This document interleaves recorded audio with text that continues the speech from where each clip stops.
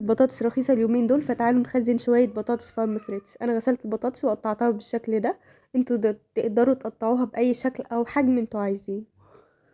تمام، غسلتها طبعا، هغسلها كلها وابتدي احمرها. دي كل الكمية اللي معايا في طاسة على النار وفيها شوية زيت، وهنزل بالبطاطس شوية شوية. متزحموش الطاسة قوي يا جماعة، تمام، عشان احنا مش عايزين نسلقها، احنا هنديها نص قلية بالظبط. ودي بالنسبة لي احسن طريقة خزنت بيها البطاطس.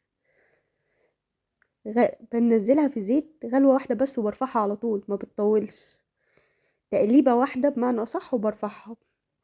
هنا صينية حط عليها كيس نايلون او ستريتش رول او اي حاجة انتوا عايزينها، ونبتدي نرص الصوابع. بس ما تحطوش الصوابع فوق بعض، هنرصهم جنب بعض بالشكل ده، وبين طبقة والتانية بنحط كيس وبنكمل رص الحاجة وادخلها الفريزر لحد ما تجمد.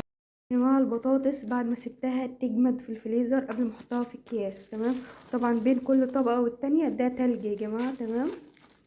البطاطس دي بتاعت ماما، عملتها بنفس الطريقة اللي انا صورتها لكم، هي نفس الطريقة اللي انا بعمل بيها البطاطس كل سنة. وما شاء الله يا جماعة، ولا بتسود ولا بيحصل لها اي حاجة، وبتطلع سليمة. بتحمروها وبتطلع زي ما هي كده، يعني مضمونة. جربوها وعلى ضمانتي بجد.